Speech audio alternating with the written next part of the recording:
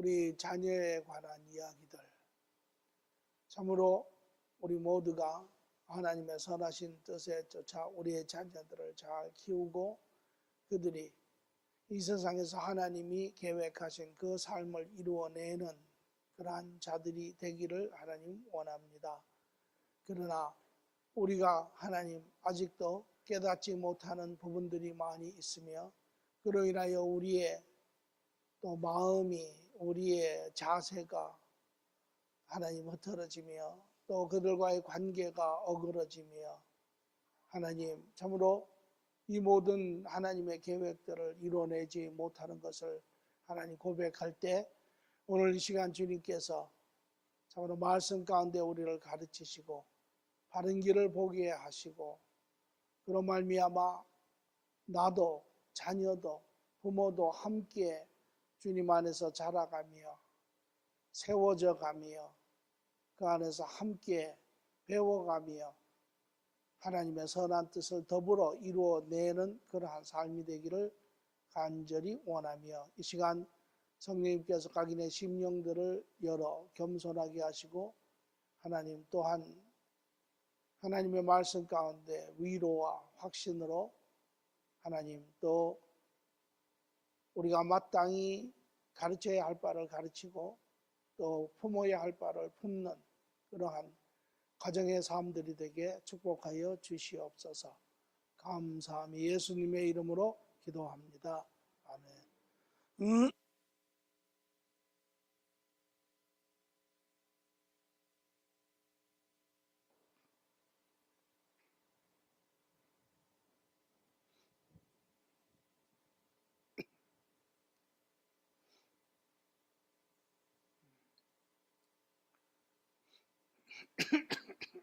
오늘 제목은 당신은 자녀가 불순종할 때 어떻게 행동하십니까? 어느 분은 이렇게 이야기를 쓴 걸 봤습니다. 아이가 태어날 때부터 아이는 부모와 끊임없는 그러한 권력 다툼을 한다. 어릴 때는 부모 밑에 있을 때는 부모가 100%의 그러한 컨트롤을 가지고 있지만 그 아이들이 이제 서서히 자라가며 국민학교를 거쳐 중학교를 거쳐가며 고등학교를 거쳐가면 이제 그때는 서서히 자녀가 그 컨트롤을 뺏어오기 시작한다라는 것입니다. 그래서 그때 많은 갈등이 생기고 마찰이 생기고 부딪힘이 생기죠. 그래서 그 시기가 빠른 아이들은 중학교부터 그래서 고등학교, 대학교까지 그래서 자기가 가정을 가지고 나아갈 때까지 그러한 권력의 다툼이 부모와 자녀 사이에 있고 이제 물론 자기의 삶을 가정을 가지고 나아가면 이제 그때는 자녀들이 그 모든 컨트롤을 가지고 나가는 거죠.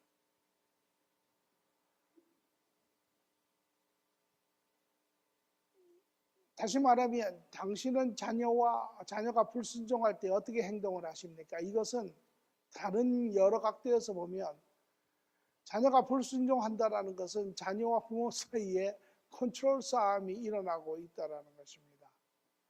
다시 말하면 부모는 부모의 영향력 하에 자녀를 두기를 원하고 자녀는 부모의 영향력 하에서 벗어나서 자기의 원하는 대로 가기를 원한다는 거죠. 이것이 갈등입니다. 그러나 실상은 이러한 갈등은 나쁜 갈등이 아닙니다. 왜? 이것은 아이들이 자라가는 과정의 한 부분이기 때문에 그렇습니다. 그래서 우리가 어제도 이야기를 했지만 자녀들이 누구인지를 분명하게 아는 것이 그것이 모든 것의 시작이고 모든 것의 근간입니다. 왜? 우리의 자녀는 하나님이 자기의 자녀로 지으셔서 하나님이 소중히 여기는 자로서 우리에게 위탁하셨지만 그러나 우리 안에 죄성을 타고 이 땅에 온 아이들이라 그러나 이제 각각의 그러한 독특한 재능들을 가지고 그것을 이루어 가려고 하는 사람들입니다. 그렇기 때문에 여기에는 반드시 두 가지가 필요합니다. 하나는 그 아이들을 소중히 여기는 것, 아이들을 리스펙트하는 것, 아이들을 사랑하는 것, 이것이 첫째입니다. 왜? 하나님의 자녀이기 때문에, 하나님이 소중히 여기는 자이기 때문에, 내 자식이 아닙니다. 물론 나에게 준 기쁨이 있죠. 그러나 두 번째가 또 있는데 그것은 무엇이냐면 죄성을 가지고 이 땅에 태어난 아이들입니다. 처음부터 자기 마음대로 하려고 하는 아이들입니다. 처음부터 바른 길을 가기를 원치 않는 아이들입니다. 처음부터 세상의 쾌락을 쫓아가려고 하는 자들입니다. 그렇기 때문에 이 자녀에게는 반드시 가르침이 필요합니다. 이 자녀를 가르치지 않으면 이 자녀들은 가정에서 가르치지 않으면 사회에서 배우지 못합니다. 예를 들어서 가정에서 부모에게 순종하지 않으면 사회에 나가서 절대 순종하지 않습니다. 그러니까 부모들이 이제 여기에 답이 있는 거죠. 사랑 가운데 가르쳐야 합니다. 그것이 자녀에 대한 정답이 제가 만들어낸 게 아니라 그 아이들의 본연의 정체성과 존엄성과 유일성과 그들의 죄된 인격성, 이 모든 것이 합쳐졌을 때 나오는 답입니다. 그래서 우리는 그 아이들에게 평상시에 많은 사랑을 줘야 합니다. 여러분들이 은행에 가서 돈을 왜 평상시에 저축을 합니까? 문제가 될 때 그것을 꺼내 쓰려고 하는 거잖아요. 그러니까 평상시에 아이들과 많은 사랑의 관계가 이어져야 합니다.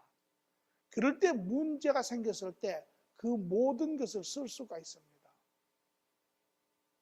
그러니까 평상시에 사랑의 관계는 어떤 문제가 생겼을 때 아이를 사랑한다, 이게 아닙니다. 이 사랑은 평상시에 잘 빌드업을 해놔야 합니다. 그러면 사랑은 어떻게 하느냐? 사랑은 육체적인 겁니다. 물론 정신적인 부분도 있지만 사랑하면 많이 터치를 해야 해요. 사랑하면 안아주고 터치하고 허그하고, 우리 동양 사람들이 이런 게 좀 약하죠. 그런 컨택이 많이 있어야 해요. 그러면 아이들이 압니다. 자기네들이 커넥트가 됐다라는 것을, 거리가 별로 없다라는 것을. 근데 우리 한국 사람들은 또 막 그래, 애들이 또 그러면 버릇 없다 그래요. 항상 거리를 어느 정도를 이렇게 불가근 불가원식으로 이렇게 거리를 조금씩 이렇게 둬서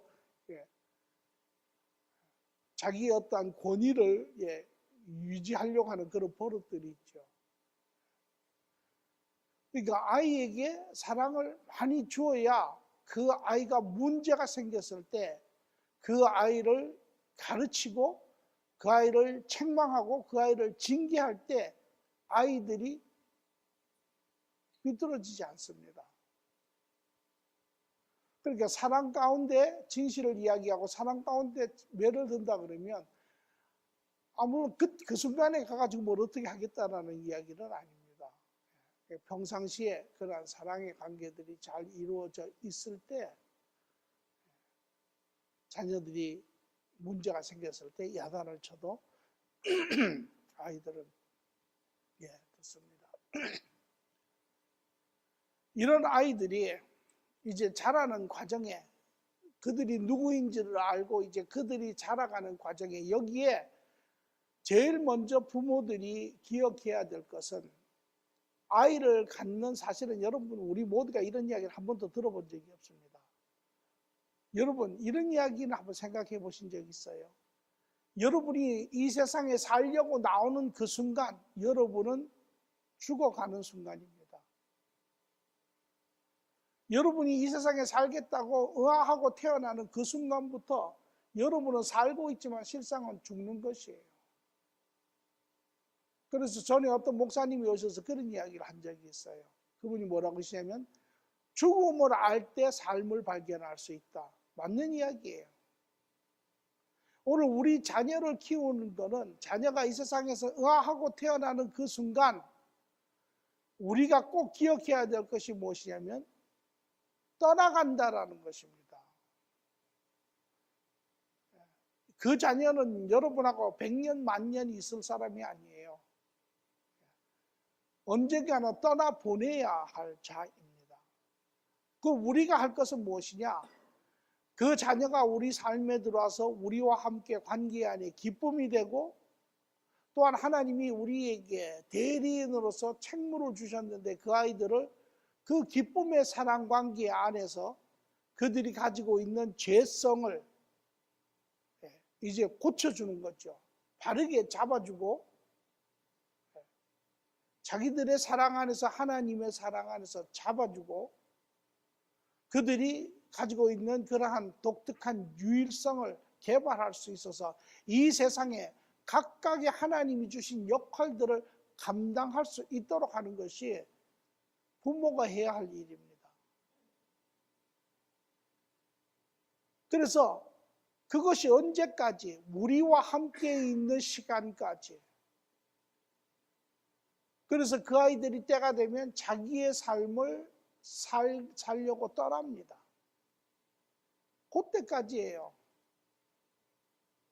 그래서 다시 말하면 그 자녀들이 떠나는 것을 시작에 이미 알고 그 아이들이 우리 품에 있는 사이에 우리가 마음껏 사랑하되 그러나 그 아이들이 바른 삶을 바른 인격체로 바른 결정을 하며 바른 삶을 살 수 있도록 우리가 그 아이들을 세우는 것이죠.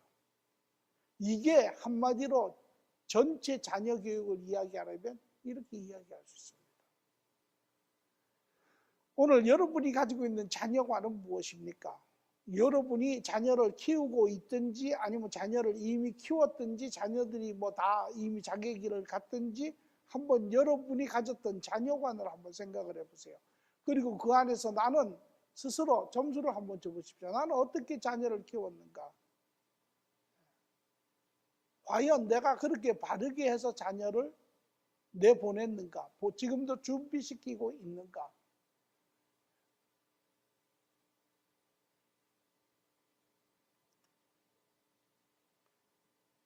이제 그 과정에 실질적으로 어제는 우리가 그 시작을 보았다면 이제 실질적으로 뭐 어릴 때는 부모들의 그러한 영향력 안에 부모들의 그러한 가르침 안에 부모들의 인도 안에 그러한 길들을 가지요. 왜? 스스로 판단할 수 있는 그러한 능력이 없으니까. 또 자기가 판단한다 할지라도 부모들의 판단이 더 옳으니까. 그러니까 쫓아갑니다. 그러니까 그때는 별 문제가 없습니다. 그것이 주로 국민학교 과정, 중학교 뭐 이런 과정. 그러나 이제 아이들이 그 과정을 거쳐서 이제 소위 말하는 청소년, adolescent 과정을 들어가면 이야기가 조금씩 달라집니다. 왜? 이제 이때는 아이들이 세상을 보기 시작을 합니다. 아이들이 부모와의 관계가 옛날에는 뭐 90% 이상이었다면 이제 세상 가운데 친구를 만나게 됩니다. 애들의 관점이 관계의 관점이 부모에서 다른 사람으로 옮겨가기 시작을 해요. 그래서 친구를 보게 되고 또 친구를 통해서 다른 것을 보게 되고 세상을 보게 됩니다. 또 그 같은 때에 아이들이 지식을 받아들이기 시작을 해요. 이때 아이들이 무엇을 발견하냐면 이제까지 자기가 절대적으로 순종하며 따랐던 부모가 더 이상 완전한 사람이 아니라는 것이에요. 부모가 이야기하는 것이 틀리는 것이 많다라는 것이에요. 부모가 이야기하는 그 길이 유일한 길이 아니라는 것입니다.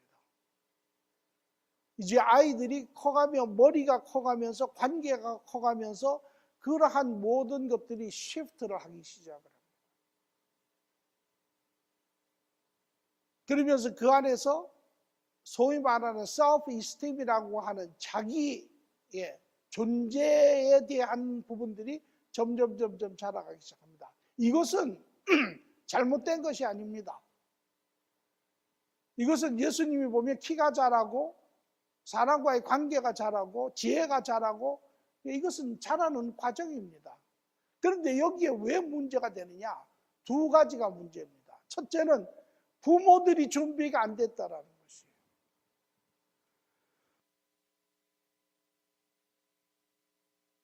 하지만 해도 부모에게 100% 순종하던 애가 순종을 안 합니다. 그러니까 여기에 부모가 뭐라고 이야기하냐면 우리 애가 달라졌다 그러죠. 제가 왜 저렇게 됐는지 모르겠다고, 왜 제가 저렇게 반항하는지 모르겠다고. 그게 반항하는 게 아닙니다.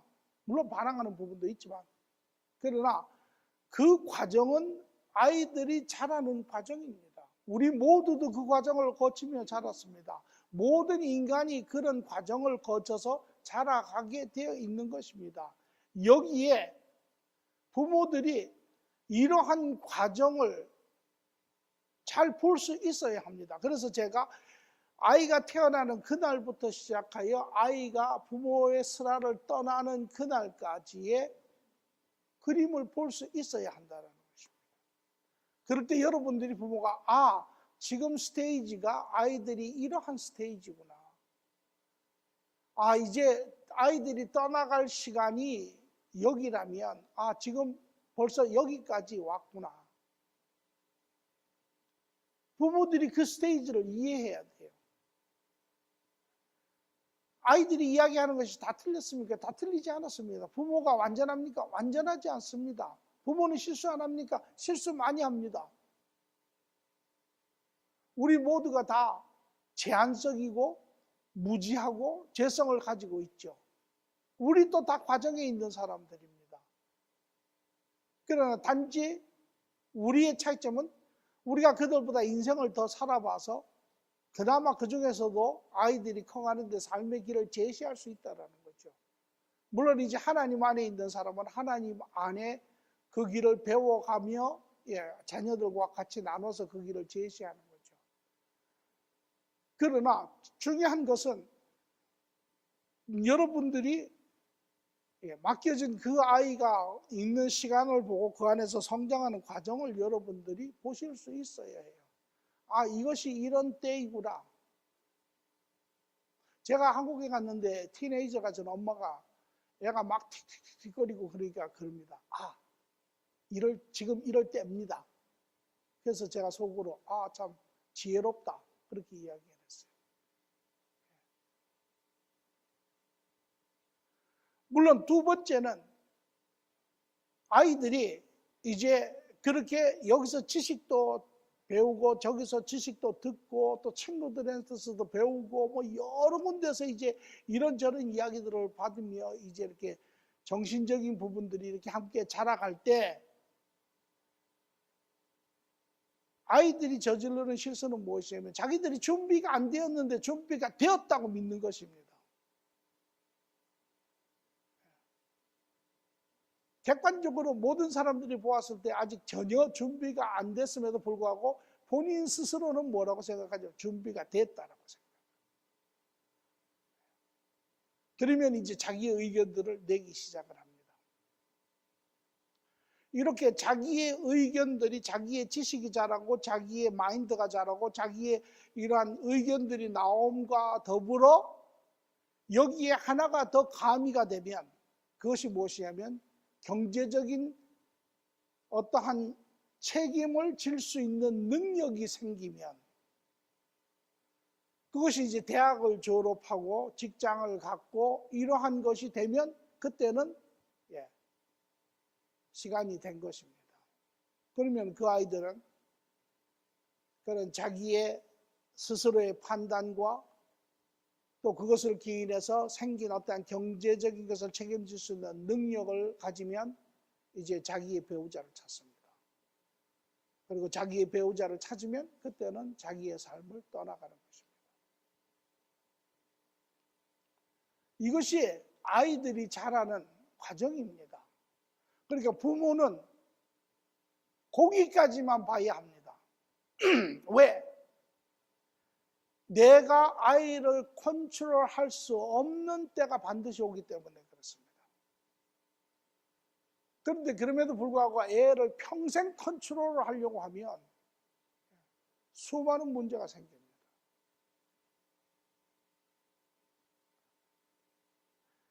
모든 사람이 그렇습니다.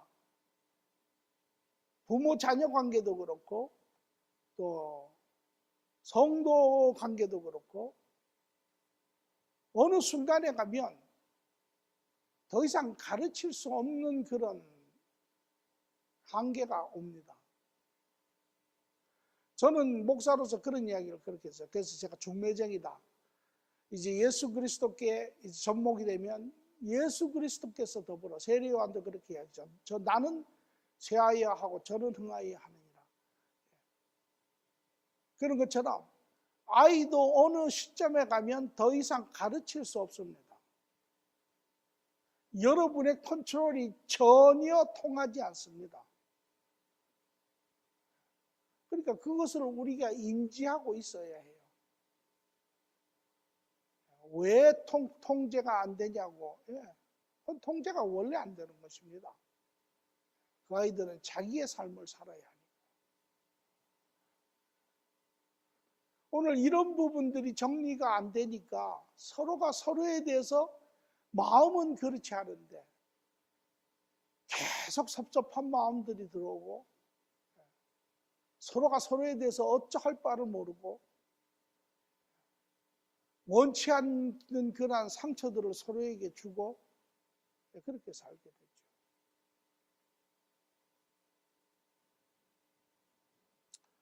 오늘 저는 여러분과 이 이야기를 누가복음 15장 21절에서 24절을 통하여 보고자 합니다.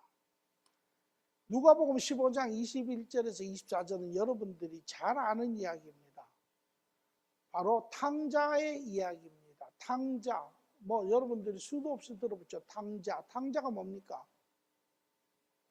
탕자. 탕자. 문자 그대로 이 이야기를 보면 한 아버지와 아들, 두 아들 중에 한 아들과의 관계죠. 그런데 이 두 번째 아들이 아버지의 뜻을 저버리고 자기 마음대로 불순종하고 고역하고 그리고 자기의 인생을 살다가 결국은 죄를 지은 후에 회개하고 돌아오는 이야기가 탕자의 이야기죠. 해피엔딩입니다. 그래서 둘의 관계가 온전하게 이루어지는 그런 내용입니다. 여기에 이 아버지는 하나님을 이야기를 하시는 것이죠. 다시 말하면 완전하신 아버지 상을 그리고 있습니다. 반면에 탕자는 죄된 인간된 우리, 하나님을 거역하는 우리의 모습을 그리고 있습니다. 그래서 죄된 인간이 완전하신 아버지 하나님을 저버리고 사는 그 삶의 모습을 그리고 그때 그 완전하신 아버지인 하나님이 우리를 향하신 그분의 마음, 그분의 자세를 통하여 이 관계가 어떻게 다시 회복이 되고 완전한 관계로 이루어지느냐를 그린 것이 이 탕자의 이야기입니다. 오늘 이 말씀을 통하여 여러분 자녀들과 여러분들의 관계를 보시고 그 안에 여러분의 사랑하는 마음들이 바른 그러한 통로를 통하여 관점을 통하여 여러분의 자녀들과 연결이 되고 그래서 이 탕자의 마지막의 이야기가 아주 아름다운 그런 아버지와 자녀의 이야기로 끝나는 것처럼 여러분의 자녀들과 여러분의 관계가 승화되어서 이제 여러분의 품을 떠나는 그날까지 물론 떠난 후에도 관계가 연결이 되지만, 그러나 떠난 후에는 이제는 부모들이 자녀에게 그 모든 권위들을 넘겨줘야 합니다.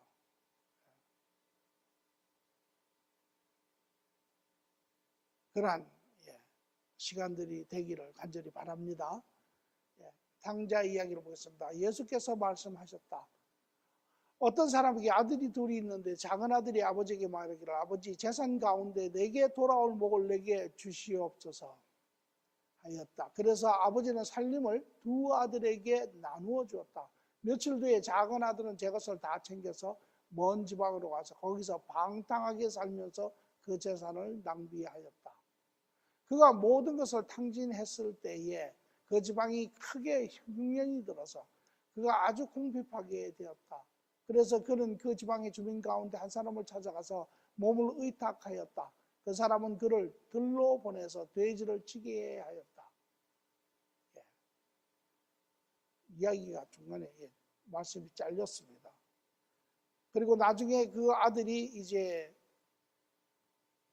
돼지를 치면서 배가 고파서 죽염 열매를 먹으려고 애를 썼지만 그나마 그것을 또 채울 수가 없었죠.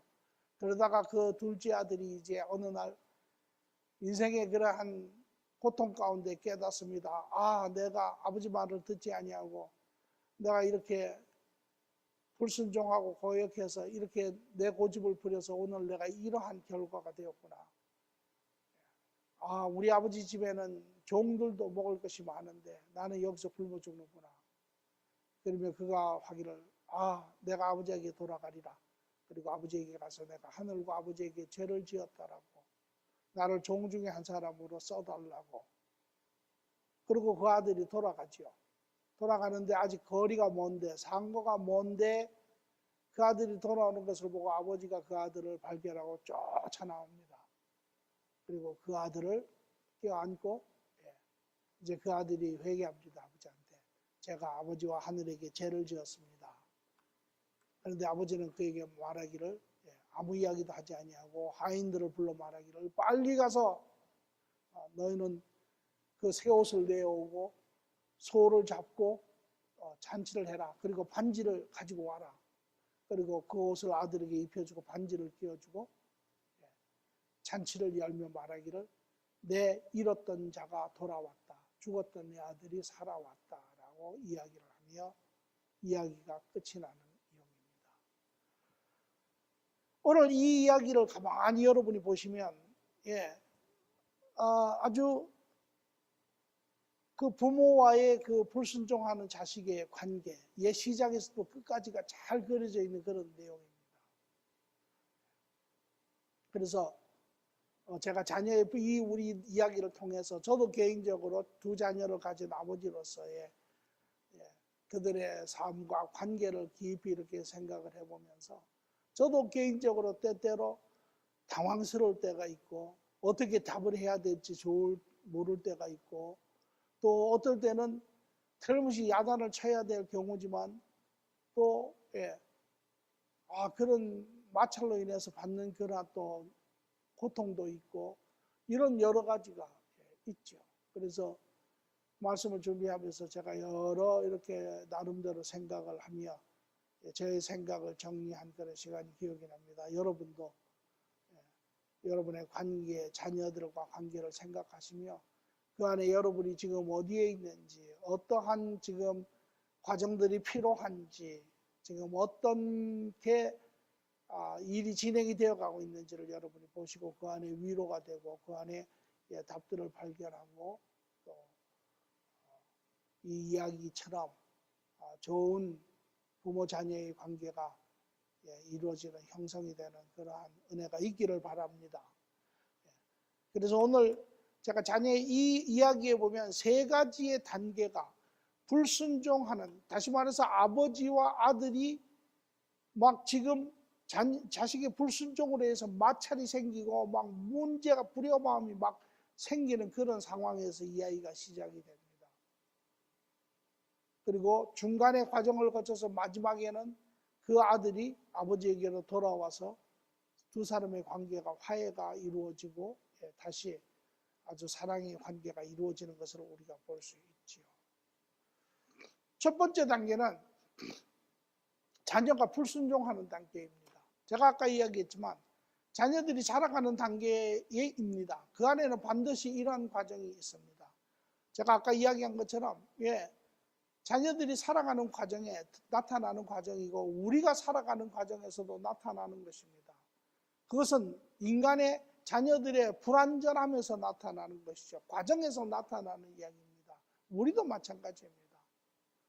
우리도 여전히 하나님과의 과정에 있으면서 불완전하기 때문에 우리도 계속 하나님 앞에 때로는 불순종하고 거역하고 대들고 그런 것이 우리에게도 있죠. 여기에 오늘 이야기 아마 여러분 자녀들이 여러분들에게 대들 것입니다. 왜 내가 뭐가 잘못됐냐고, 왜 그래야 되냐고, 부모의 결정에 대들고 부모의 어떠한 조언에 대들고 부모의 어떠한 그러한 세운 룰에 대해서 퀘스천을 할 것입니다. 이런 단계가 반드시 있습니다. 어떻게 하십니까? 우리 한국 사람들이 잘하는 거는 몇 가지가 있습니다. 제가 그 중에 한 두 가지를 들면, 첫째는 누르려고 합니다. 이야기를 하다가 이야기가 안 되죠. 방향이 삐뚤어졌든 서로 논리가 안 맞든 이야기가 안 맞으면 우리는 누르려고 합니다. 자식이 why 그러면 because I say so 이렇게 이야기하죠. 물론 그러다 보면 누르면 듣는 아이도 있고 듣지 않는 아이도 있고 아이들에 따라 조금씩 다를 수는 있습니다. 그러나 그 눌러진 것은 실질적인 순종은 아닙니다. 그것은 그냥 눌린 것이죠. 눌려서 진 것이지 이해가 돼서 순종하는 것은 아닙니다. 두 번째 잘하는 것은 경제적인 협박입니다. 그래? 이제 너는 일체 아빠 도움이 없어.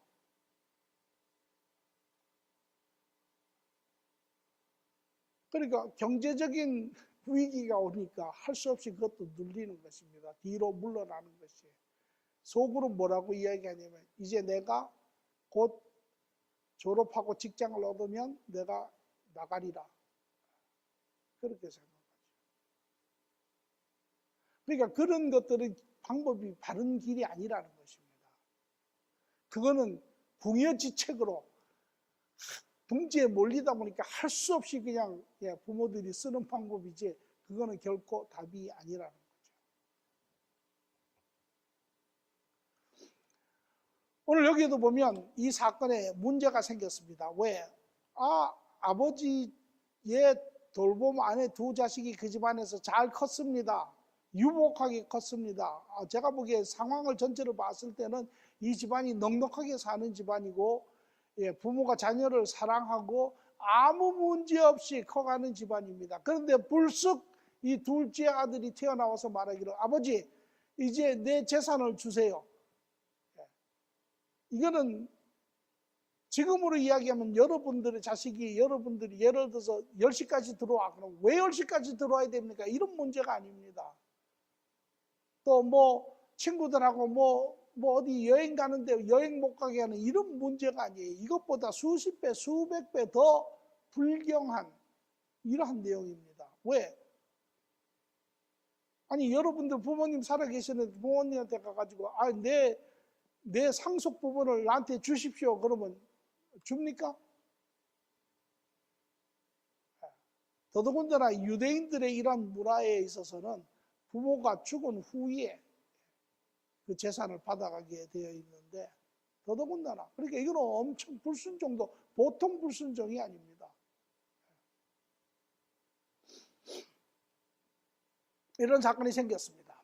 이때 부모는 어떻게 합니까? 여러분들 어떻게 해요? 여러분 어떻게 해요?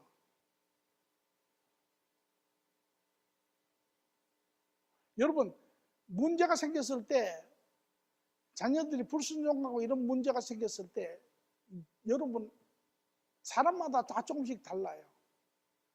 그런데 제가 보기에 대부분의 부모들이 고민하는 게 하나가 있는 것 같아요. 그게 뭐냐면 어찌할 바를 모르니까 그걸 자꾸 그냥 무시하려고 이렇게 하는 버릇들이 있던 것 같아요. 우리 한국 속담에 잘해야 본전이다 이런 말처럼 이 부모들이 자녀를 어떻게 해야 될지를 모르니까 그냥 자꾸 그 문제를 자꾸 이렇게 회피하려고 하는 이런 버릇들이 있는 것 같습니다. 아마 여기에 부모도 틀림없이 뭐 애를 앉혀놓고 설교를 하든 뭐 야단을 치든 또 아니면은 그 갈등을 회피해서 뭐 무시를 하든 뭐 별의별 방법을 다 해봤겠죠. 제가 보기에는 여기 있는 부모도 그랬으리라고 생각합니다. 자식을 앉혀놓고 이야기도 해보고 이렇게 다 해봤을 것이에요. 그런데 문제는 뭐가 문제냐? 여러분들이 이야기할 때 하나를 꼭 파악해서 봐야 되는 것이 무엇이냐면 자녀들이 마음의 문을 딱 닫았을 때는 안 됩니다.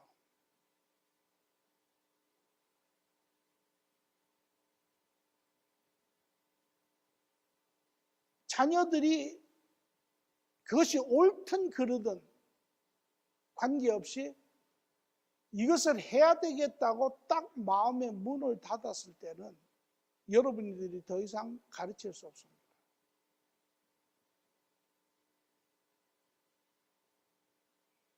옛날에 우리 부모들은 그러면 막 두들겨 패기도 하고 여자들 말 안 들으면 뭐 머리도 막 못 나가게 자르기도 하고 옛날에는 그런 아주 옛날 시대 때는 그랬죠. 그러나 지금은 그게 안 되지 않습니까? 자녀들이 무슨 이유에서든지 마음의 문을 딱 닫고 자기들의 마음에 정함이 있고 부모의 말이 더 이상 들어오지 않으면 부모가 할 수 있는 부분은 별로 없습니다. 그러니까 이야기를 해서 자녀들이 듣고 흔들림이 있고 그것을 통하여 여러분들이 설득을 할 수 있고 이렇게 해서 하는 거는 자녀들이 듣습니다. 여러분의 삶을 한번 가만히 생각해 보세요. 여러분이 젊었을 때 여러분이 부모가 뭐라 그래도 이 귀를 기울이지 않은 때가 반드시 있습니다. 이미 마음이 정해지면 더 이상 부모가 가르칠 수 없습니다. 그러나 대부분의 경우는 그렇지 않죠. 그러나 이 경우에는 이 둘째 아들은 이미 마음이 정해졌습니다. 그러니까 아무리 아버지가 앉아서 이야기를 해도 더 이상 듣지 않습니다. 그러니까 우리가 알아야 해요. 지금 이 이야기를 해서 가능성이 있는지 없는지를 알아야 합니다. 물론 이것이 자녀가 결정한 것이 옳은 길이면 그거 뭐 고민할 것도 없죠. 그런데 문제는 뭐냐? 자녀가 결정한 그것이 잘못된 길일 때 그 잘못으로 인하여 그의 삶에 문제가 생기는 것을 알 때 이제 이게 문제죠. 그러나 그럼에도 불구하고 자녀가 어떤 이유에서든지 간에 그 마음의 문이 딱 당겨서 더 이상 가능성이 없었을 때는 더 이상 시간을 낭비하실 필요가 없습니다. 아무리 이야기해도 듣지 않습니다.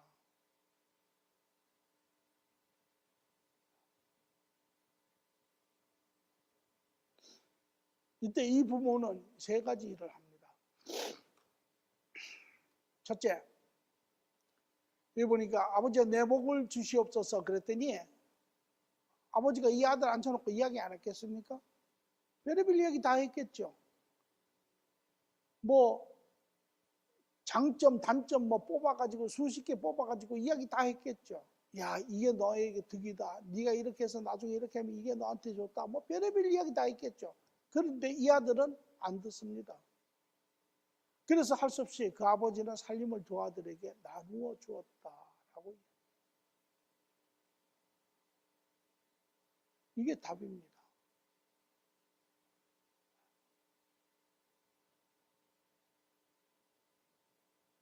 물론 아주 어렸을 때 아이들이 고집을 부리고 순종하는 거 그거는 모르니까 그거는 야단치고 이야기하고 하면 아이들이 알아듣죠. 그러나 어느 정도 이제 그것이 예를 들어서 대학교 다니는 딸이 대학을 마치지 않았는데 어떤 남자를 만나서 결혼을 하겠다고 합니다. 나는 저 사람하고 꼭 결혼을 해야 되겠습니다. 여러분 생각하기에는 딸아이가 그래도 한 인격체로서 그 부분에 이 재능도 있고 그거를 좀 잘해서 자기 어떤 그 라이프 커리어도 좀 쌓고 이렇게 해서 한 인간으로서의 그런 삶도 만들어내며 같이 그래 가정을 이랬으면 좋겠다라는 게 부모로서의 바람이죠. 그런데 이 딸은 대학도 그만두고 예를 들어서 꼭 시집을 가야 되겠다고 합니다. 어떻게 하시겠습니까?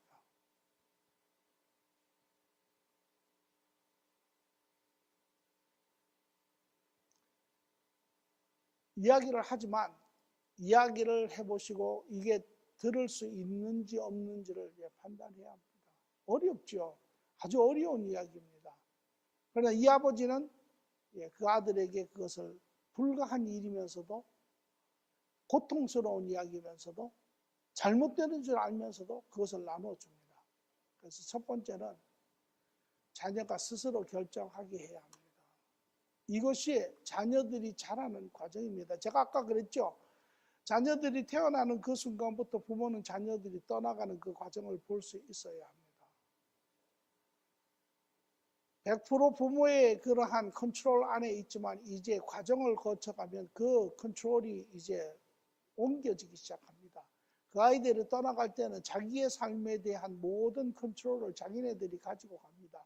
그러니까 반드시 그 어느 순간에 그 사이에 아이들은 스스로 결정하는 것을 배워야 합니다. 매 순간순간마다 바른 결정을 하면 그거는 부모에게 기쁨이고 아무런 문제가 될 필요가 없지요. 그런데 문제는 과정이기 때문에 부분적이기 때문에 배우는 상태이기 때문에 때로는 잘못된 결정을 한다라는 것이에요. 그러나 그 잘못된 결정에서 부모들이 이야기를 했을 때 아이들이 들을 수 있는 때가 있지만 듣지 않기로 결정한 때에는 할 수가 없습니다. 그때는 스스로 결정하게 해야 합니다.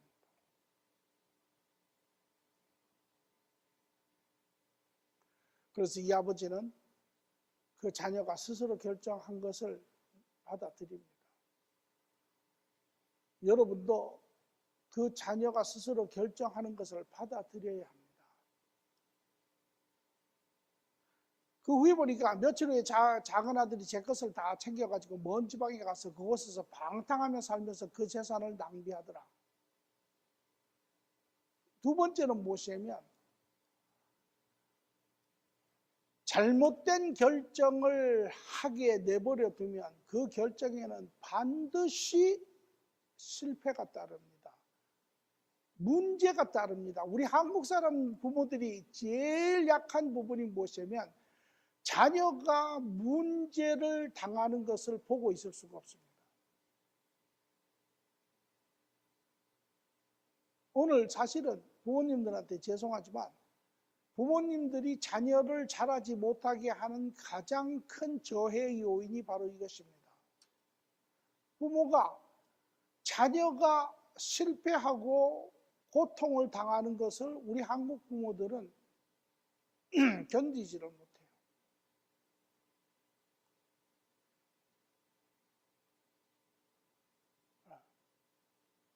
그러니까 빨리 쫓아가서 그 아이를 구해주려고 해요. 그렇게 하면 그 아이는 같은 실수를 또 하고 또 하고 또 합니다.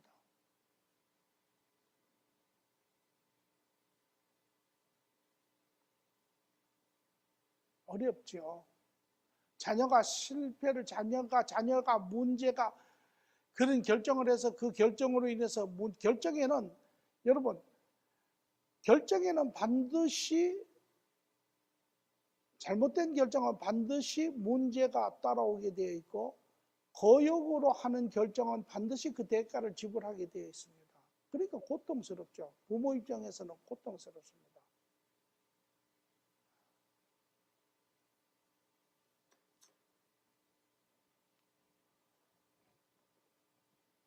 여기 이 아버지도 오늘 본문의 말씀처럼 자기 아들이 돈을 달라 그래서 할 수 없이 그것을 허락해서 줬죠. 이 아들이 돈을 어떻게 쓸까? 이 아들이 돈을 가지고 가서 인베스트먼트 할이라고 생각을 했겠습니까? 아마 이 아버지도 알았을 거예요.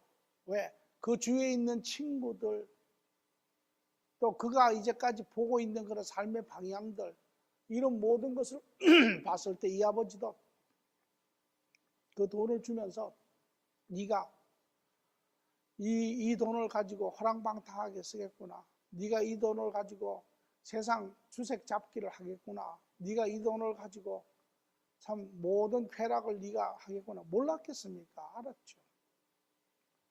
오늘 부모들이 자녀들을 그렇게 잘못된 결정을 하게 되면 부모들은 알죠. 이 결정으로 인하여 네 삶에 너는 어려움을, 문제를, 아픔을 너는 가지고 올 것이라는 것을 압니다. 모르지 않습니다. 그럼에도 불구하고 우리는 그것을 허락할 수밖에 없습니다. 이제 그런 자녀들은 반드시 실패를 배우게 됩니다. 실패를 경험하게 됩니다. 제가 경험이라고 하는 단어를 썼습니다. 이 경험은 교육의 가장 확실한 교육은 경험입니다. 100마디의 말보다 한 번의 경험이 참 경험이 되죠. 저희 아버지가 평생에 화토를 안 치세요. 물론 패잡기 이런 걸 하시지만 어디 가서 친구들이 앉아가지고 뭐 이렇게 뭐 한번 진짜 화토를 일체 안 치세요. 그 이유가 있어요. 옛날에 젊었을 때 비즈니스를 할 때 그 당시에는 돈을 뭐 자잔 이렇게 트렁크에다 넣고 다녔다 그래요. 뭐 돈이 가치가 없어서 그런지. 그래가지고 부산에서 이제 물건을 사려고 여관에서 하룻밤을 자고 이제 그 다음날 물건을 사서 가야 하는데 그 옆방에 있는 사람들이 화토를 친 거예요. 그러면서 저희 아버지들 한번 와서 같이 치자고. 그분이 그날 밤에 그 돈을 다 잃어버렸어요. 그래가지고 그 다음날 아침에 그 회사 사장님한테 와서 이야기를 자초지종을 한 거예요. 내가 이렇게 참 이랬다. 물건을 먼저 주면 내가 가져가서 꼭 돈을 보내주겠다. 그 사건 이후에 평생 화토를 안 치세요. 왜? 그게 자기에게는 경험이 된 거죠. 그런 것처럼 실패를 통해야만 경험을 배우게 되어 있습니다. 실패 안 하면 경험 안 합니다. 근데 우리는 자꾸 이 실패를 없애주려고 해요. 애들한테. 우리 부모들이 그랬고 우리가 그랬고 실패하게 내버려 두세요. 그것이 자기들의 결정입니다. 그거를 통해서 그만한 대가를 아픔 가운데 하게 했으면 그걸 통해서 자녀들이 배워야 합니다. 죽지 않습니다. 죽을 정도면 물론 구해줘야죠. 죽지 않습니다. 내버려 두세요. 그게 큰 사랑입니다. 배워야 합니다. 제가 제 삶을 가만히 봐도 저희 어머니가 저를 어릴 때 자랄 때 얼마나 많이 건져줬는지 몰라요. 뭐 하려고 그러면 떨어져 가서 꺼내주시고 뭐 하려고 모르게 해서 해주시고 뭐 하려고 모르게 해주시고 그래서 제가 가만 보니까 못 자란 부분이 많이 있는 것 같아요.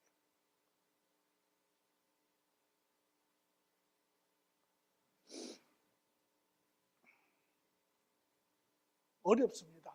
그러나 그게 큰 사랑입니다. 자녀를 사랑하고 자녀를 보다 나은 사람으로 우리가 키우기 위해서는 그러한 시간대가 필요합니다.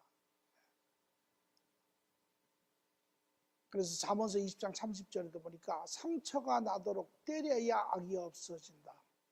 매는 사람 속 깊은 곳까지 들어간다. 그래서 어릴 때는 때리는 것이 필요합니다. 왜? 말로 하면 이 멘털 에이지가 크지 않기 때문에 말로 하면 잘 알아듣지 못합니다. 들어가는 정도가 약하지요. 그러나 어릴 때 잘못하는 것을 매로 때려주면 그 아픔이 아주 뼛속까지 들어가지요. 그러니까 그 메시지를 정확하게 이해를 합니다. 그래서 어릴 때 저는 형님들이 많아가지고 특히 많이 맞고 자랐어요. 제가 뭘 잘못하면 위에 형이 셋인데 3명이 순서대로 불러요. 한 번 맞아도 될 걸 3번 맞습니다. 그러니까 어릴 때 많이 맞는 사람들이 착한 사람들이 많아요.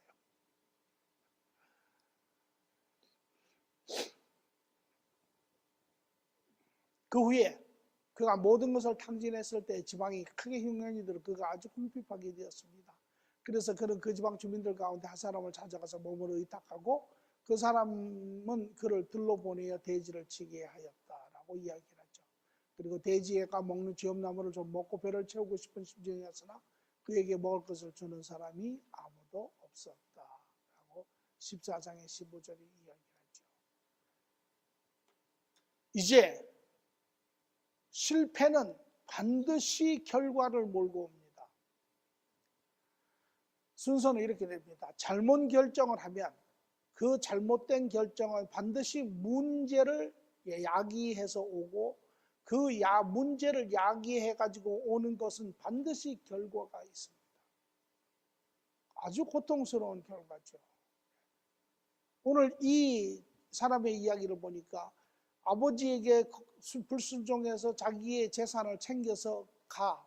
그리고 그 결과로 인해서 가서 허랑방탕하면서 자기 인생을 다 썼지요. 그리고 그 후에 이제 흉년이 들어 모든 것이 이렇습니다. 인생이 밑바닥을 쳤습니다. 파티는 끝났습니다.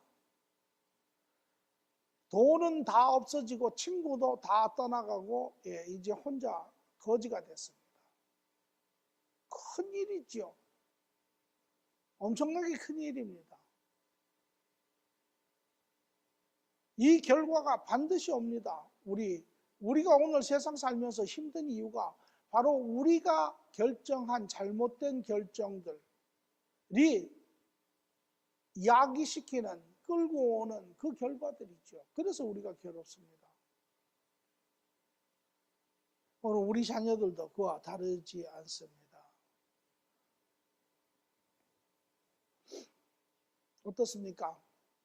자녀들이 잘못 결정을 해서 그의 삶이 힘들어지고 그 결과로 그들이 지불해야 될 많은 그런 대가가 있으면 부모들은 어떻습니까? 고통스럽지요. 예, 고통스럽습니다. 왜 우리 자녀들이 저렇게 괴로워하는가? 고통스럽죠. 자녀의 고통이 부모의 고통과 고통스럽지요. 또 어떤 사람은 말하기를 스스로 자책합니다. 우리가 뭐를 잘못했는가? 어디를 우리가 아이를 키울 때 잘못 키웠는가? 또 어떤 사람들은 부끄러워하지요. 쟤들은 왜 저럴까?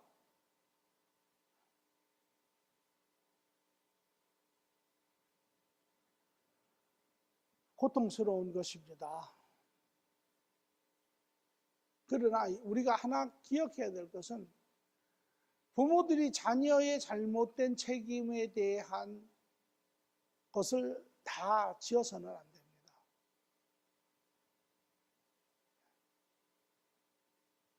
왜냐하면 부모들 여러분들은 그 자녀들에게 바른 길을 제시하려고 애를 썼죠. 그럼에도 불구하고 자녀들은 자기들의 그러한 불순종으로 인해서 잘못된 길을 택하지 않았습니까? 거기에는 다른 요소들이 많습니다. 거기에는 잘못된 친구도 있고 거기에는 세상의 부분도 있고 여러 가지의 부분들이 있습니다. 한 가지 제가 더 팁을 드리면 이런 것입니다.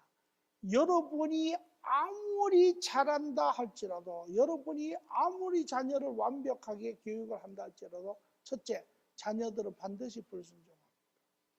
자녀들은 불순종의 결정을 합니다. 왜? 죄성을 가지고 있기 때문에.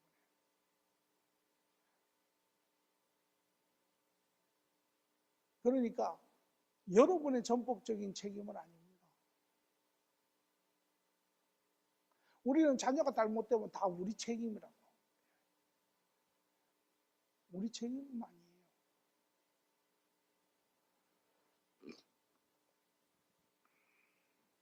그래서 우리가 기억해야 될 것은, 자녀들이 불순종할 때 어떡합니까?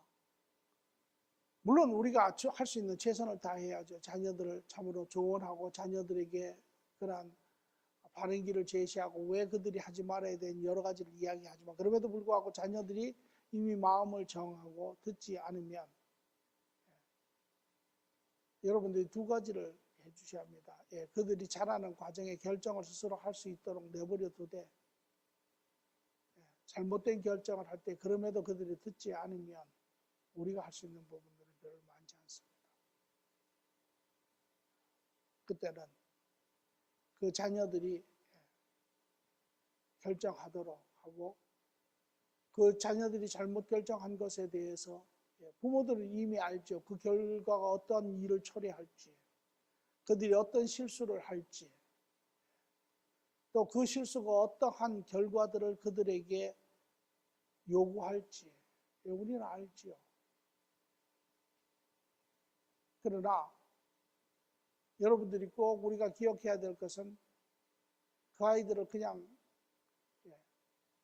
아빠 나 힘들어, 나 도와줘, 그런다고 금방 도와주지 마십시오. 왜? 부모의 기쁜 책임은 자녀들을 바르게 세우는 것입니다.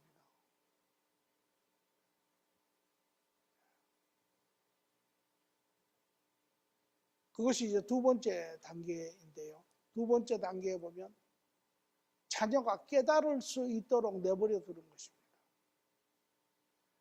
여기에 전제 조건은 여러분이 건져주시면 안 돼요. 우리 아들에게 그런 일이 생겨서 어떻게 뭐 그냥 수소문 해가지고 누가 아는 사람이 없어 뭐 해가지고 다 그것을 그냥 이 일을 해결하고 그 다음날 그냥 해오는, 그것은 다른 각도에서 이야기하면 여러분들이 다시 그 자녀들을 그 궤도 안으로 밀어넣는 것입니다. 똑같은 일을 똑같이 하고 미성숙한 그 삶을 그대로 살죠. 힘드시죠?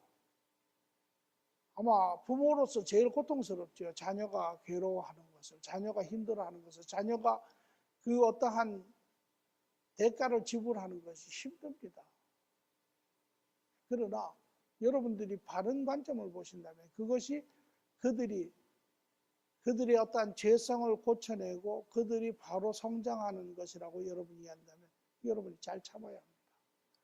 그래서 오늘 본문에서도 보면 이 두 번째 단계를 잘 하지요. 아버지가 이 아들을 찾으러 아버지가 이 아들 소식 몰랐겠습니까? 제가 보기에는 이 소식을 알았을 거예요. 우리 아들이 어디 있느냐? 지금 저 남쪽 어디에서 지금 뭐 하고 있느냐? 맨날 기방에서 허랑망탕하게 술 마시고 그러고 살고 있습니다. 그러다가 며칠 날 들었는데 거의 기근이 왔다는 소리를 들었는데 우리 아들 어떻게 하느냐? 지금 돼지 우리간에서 지금 돼지 치고 있습니다. 지금 뭐 아주 말씀이 아닙니다. 몰랐겠습니까? 제가 보기에는 알았죠. 아버지가 쫓아갔습니까? 안 쫓아갔습니다. 우리 부모들 같았으면 쫓아가가지고 빚진 거 제가 갚아드리겠습니다. 우리 애 밥 사주고 뭐 그냥 뭐 이랬겠죠. 여러분 그러지 마세요. 그러지 마세요. 오늘 여기 아버지는 보니까 안 그랬어요. 어떻게 하고 있습니까? 자기 있는데 그냥 그대로 있었어요. 그런데 말씀해 보니까 그러나 아들을 향해서 보고 있죠. 그 사이에 아들은 어떻게 됐습니까? 그제야 이제 그가 정신이 들어서 이렇게 말하였다. 내 아버지 그 많은 품꾼들에게는 먹을 것이 남아 도는데 나는 여기서 굶어 죽는구나. 내가 일어나 아버지에게 들어와서 이렇게 말씀드려야 하겠다. 아버지, 내가 하늘과 아버지 앞에 죄를 지었습니다. 나는 더 이상 아버지의 아들이라고 불릴 자격이 없으니 나를 품꾼의 하나로 삼아 주십시오. 아들이 정신이 들어온 겁니다. 환상에서 깬 겁니다. 현실의 고통에서 배운 겁니다. 자기가 틀렸다라는 것을 알았습니다. 후회합니다. 왜 내가 아버지한테 거역했는지, 내가 왜 그때 아버지 말을 안 들었는지 제정신에 돌아온 것입니다. 이게 교육입니다. 이게 교육입니다.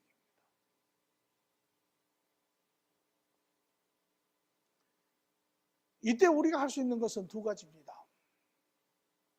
첫째, 비법 먼저 하겠습니다. 잘 참고 기다리는 것입니다. 쫓아가지 마세요. 올 때까지 기다리세요. 사랑하지 않는 것이 아닙니다. 사랑하는 것입니다. 그러나 가서 그 상황을 안타깝게 보시고 그 자식이 그러고 있는 꼴이 그냥 불쌍하고 마음이 아프고 그래가지고 그거 해결해 주면 자식은 못 배웁니다. 우리의 지금 초점은 그의 내면을 봐야 합니다. 그의 그러한 불순종한 그러한 심령이 이러한 사건을 통하여 새롭게 되는 그 상황을 우리가 보아야 하죠. 그럼에도 여러분이 괴롭죠. 기도하세요. 기도하세요. 왜? 기도하시면 여러분의 위로가 됩니다. 왜? 자녀가 불순종할 때 제일 부모가 힘든 게 뭐냐면 더 이상 우리가 걔를 어떻게 바른 길로 할 수 없다라는 것, 걔를 컨트롤할 수 없다는 게 이게 굉장히 힘이 들어요. 그런데 비록 그 아이들이 불순종해서 우리가 그 아이를 컨트롤할 수 없지만 하나님은 여전히 그 아이들을 컨트롤할 수 있는 사람입니다. 내가 컨트롤 못한다고 해서 이 일이 다 끝난 게 아니에요. 하나님은 여전히 그들의 삶을 컨트롤하고 계세요. 그래서 기도하세요. 그 하나님을 바라보시고 하나님의 신실하심과 하나님이 그들을 얼마나 사랑하시며 하나님이 그들을 얼마나 돌보시기를 원하며 하나님이 그들을 얼마나 세우시기를 원하시는 것을 여러분이 기억하시고 그 안에서 우리의 할 수 없는 것을 탓하지 마시고 오히려 그것을 하나님 앞에 내어놓고 하나님이 하실 수 있는 그것 안에 위로를 받으시고 소망을 가지세요. 그리고 기도하세요. 그러면 하나님이 반드시 그 아이들을 세웁니다. 여기에 키는 쫓아가지 마세요. 그들이 지금 문제가 무엇인지 그들의 내면을 바로 보시고 그것을 위해서 이 사건을 통해서 역사하고 계시는 그 하나님의 계획을 보시고 그것을 통하여 이 문제를 통하여 그들의 불순종의 부분들이 깨어지고 다시 바로 세워지는 것을 여러분이 보셔야 합니다. 그래서 참고 기다리세요. 힘드시면 기도하세요. 더 힘드시면 주위의 사람들하고 이야기하세요. 믿음의 사람들하고 이야기하세요. 견디세요. 어떤 사람은 짧지요. 어떤 사람은 짧은 시간이고 어떤 사람은 긴 시간이 있습니다. 그래도 견디셔야 해요. 우리 누구 모두에게도 이런 일이 있을 수 있고 저에게도 이런 일이 있으면 엄청 고통스럽겠죠. 그러나 우리가 같이 힘을 합쳐서 자녀를 살리기 위해서 견뎌야 해요.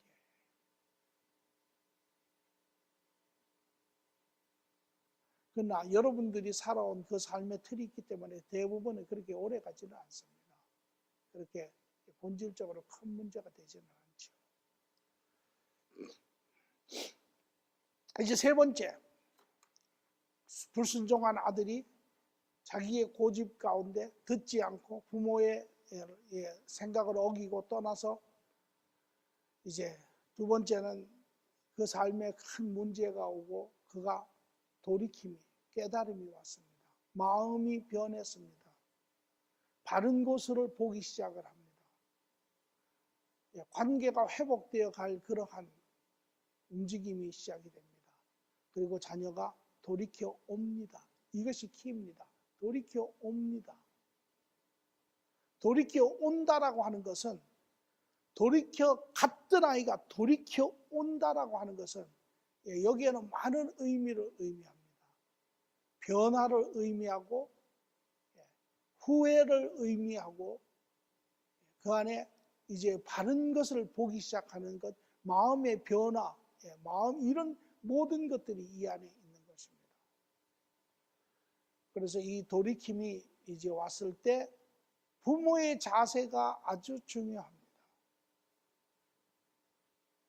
한국 여러분들 보통 어떻게 하세요? 저도 가끔 그럴 때가 있어요. 애들이 돌이켜 오면 앉아. 그래놓고 2시간 이제 네가 뭘 잘못했는지, 왜 잘못했는지, 어떻게 잘못했는지, 뭘 배웠는지 우리는 확인 사살을 하기를 좋아해요. 왜? 내 자아가 다쳤으니까. 내 자아의 어떠한 대신 만족이 필요하니까. 네가 얼마나 틀렸고 내가 얼마나 옳은지를 이야기하면서 그것이 내 상처받은 자아를 위로해 주니까. 그러면 사단 납니다. 왜? 그것은 이미 이 아이들은 그 대가를 지불한 아이들입니다. 이미 레슨을 받은 아이들입니다. 이미 인생으로부터 설교를 들은 자들입니다. 더 이상 설교할 필요가 없죠. 그래서 제가 확인 사살이라고 이야기합니다.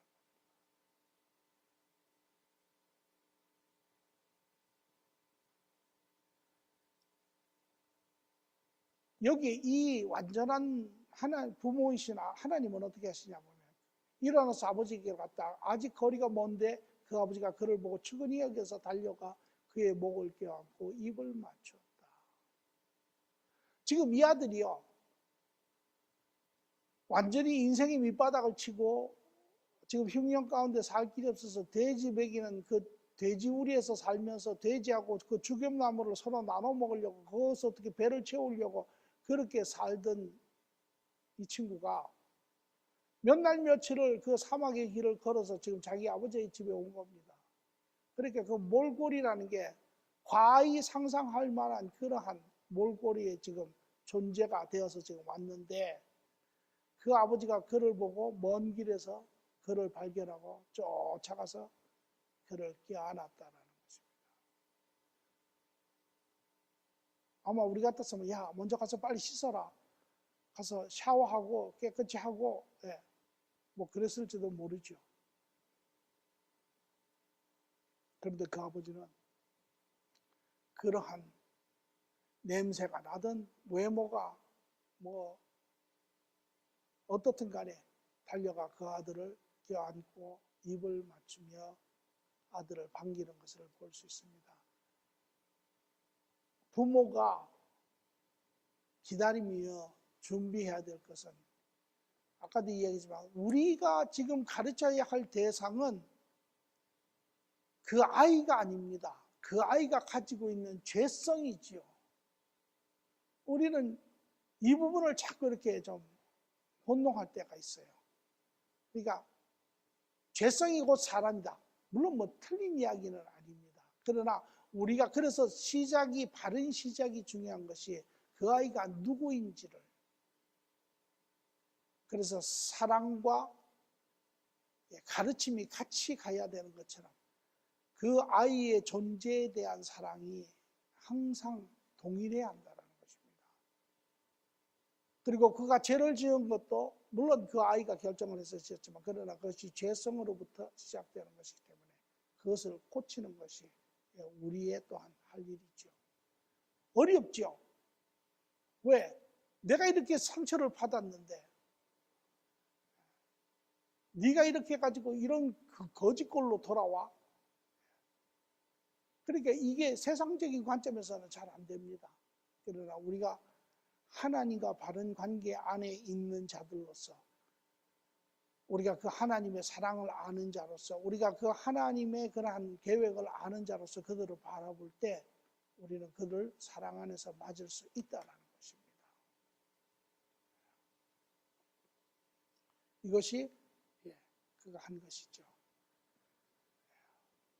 있는 모습 그대로 그의 몰골이 얼마나 흉하고 그가 얼마나 죄를 짓고 그의 외적인 내적인 여러 가지가 합당하지 않지만은 그럼에도 불구하고 아버지에 대한 사랑은 여전한 것입니다.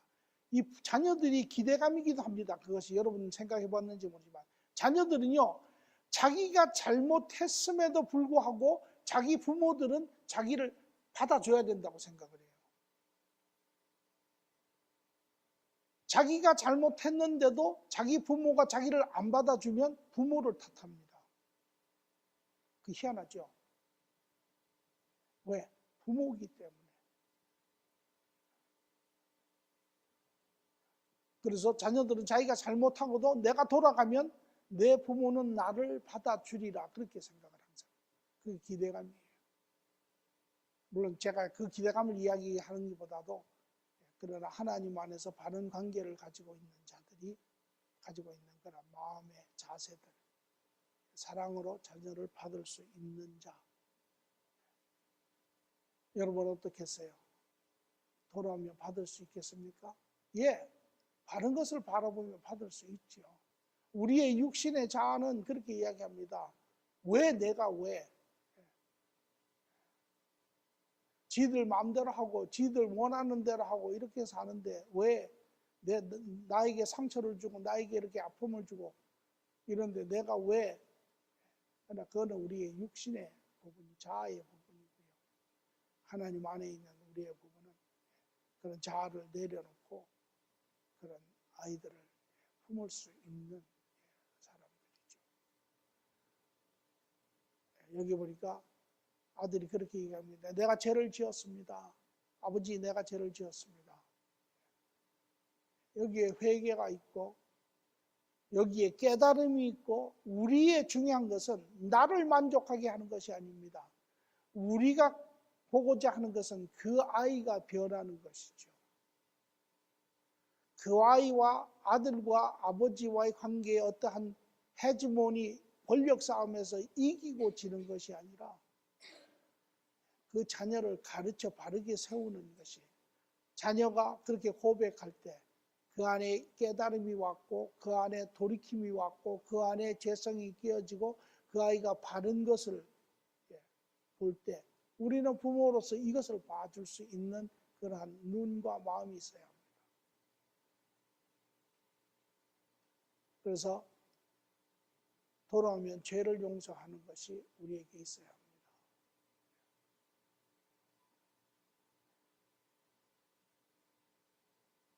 그것이 죄값이죠.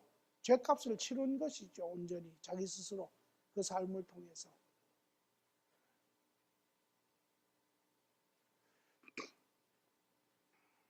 그리고 아버지는 말하기를 좋은 옷과 반지와 신을 가지고 오고 살찐 송아지를 끌어다가 잡고 우리가 먹고 즐기자. 죽었다 살아난 내 아들이 돌아왔다라고 이야기를 하죠. 좋은 옷, 이것은 집안의 한 식구로 다시 품어주는 것이고요. 손에 반지를 끼는 것은 그 집안에 자기의 아들로서의 위치를 세우는 것이고요. 그 다음에 송아지를 잡고 잔치를 하는 것은 기쁨의, 이것은 그러니까 우리가 어려운 이야기인데 그 돌아온 자녀를 온전히 받아주는 것입니다. 부분적으로 받아주는 게 아니고 언제 어떻게 하나 보자. 내가 이제 너 하는 거 봐가지고 내가 이제 뭐 받아주든지 안 받아주든지 뭐 어떻게 하든지 내가 할 것이니까 이게 아니라 그러면 그 자녀가 다시 불순종 안 합니까? 또 하지요. 또 합니다. 그러니까 케이스 바이 케이스로 가야 돼요. 또 합니다. 그러면 또 다시 그 코스로 또 돌아가야 합니다. 그러나 물론 이제 그런 것들이 한번 깨달으면 이제 자기가 많은 부분들을 이제 깨닫게 되지요.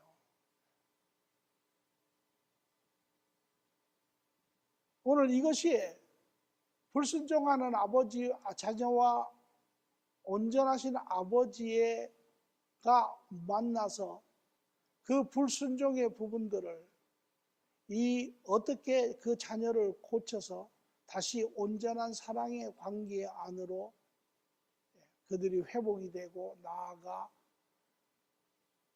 그 사랑 안에서 살아가는지를 보여주는 그러한 내용의 이야기입니다.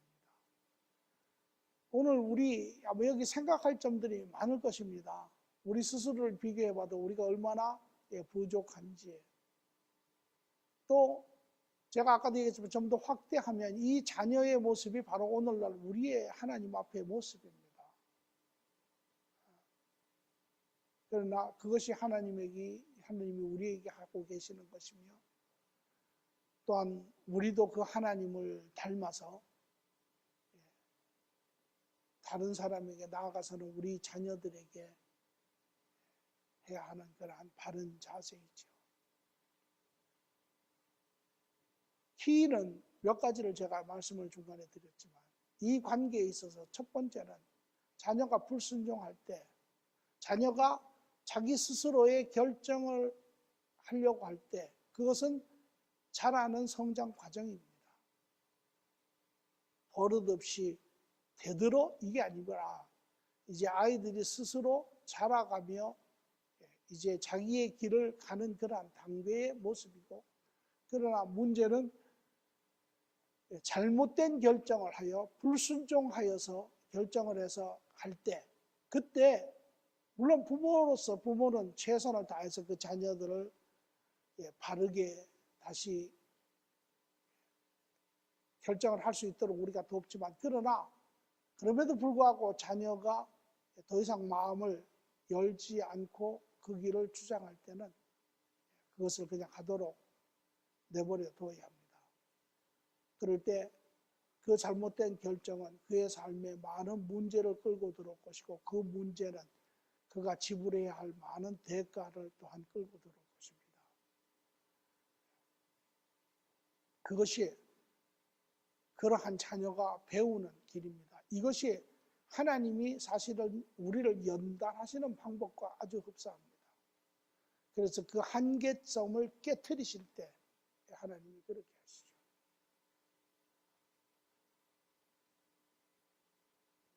그리고 두 번째는 그러한 과정에서 우리가 먼저 그들에게 손을 사랑하지만 사랑하기 때문에 기다릴 줄 알아야 합니다.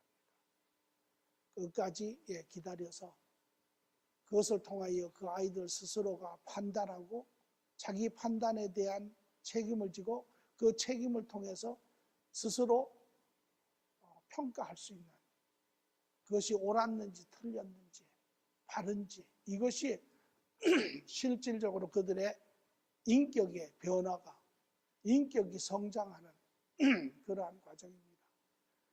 부모가 가르쳐주고 가르쳐준 것만 듣고 자녀들이 다 받아들여서 성장하면 얼마나 좋겠습니까? 그러나 그런 일은 제가 호언장담합니다. 없습니다. 듣지요. 가르쳐서 중요하죠. 가르쳐서 많은 부분을 깨닫는 부분도 있습니다. 그럼에도 불구하고 자녀들은 반드시 실수합니다. 잘못된 결정을 합니다. 그리고 그 대가를 지불하게 되어 있습니다. 우리가 할 수 있는 것은 자녀를 계속 사랑하시고 자녀를 위해서 기도하시고 자녀를 기다려 주는 것, 스스로 그 때가 될 때까지. 제가 우리 아이하고 가끔 이야기할 때 지금 내가 생각해 볼게, 생각 중이야. 그러면 제가 더 이상 이야기하지 않습니다. 스스로 판단을 어떤 형태든지 판단을 해야 합니다. 그때 중요한 것은 자녀가 돌아왔을 때 그 자녀를 온전히 받아들일 수 있는 것, 그의 모든 죄를 긍휼히 여겨서 마음에 앙금이 없이 사랑 가운데 그 자녀를 온전히 받을 수 있는 것. 그때 자녀가 압니다. 그때 자녀와 아버지와의, 부모와의 관계가 연결이 됩니다. 아, 내가 이렇게 죄를 짓고 이렇게 내가 부모에게 참 야단을 맞아도, 징계를 맞아도 당연한데, 그러한 자신을 품어주는, 조건 없이 품어주는 그러한 부모를 볼 때 자녀들은 그 안에서 연결이 되죠. 관계가 이루어집니다. 그것이 바로 화해고, 그것이 바로 하나님 안에서의 그러한 부모와 자녀 간의 그러한 관계가 실질적으로 이루어지는 것이죠.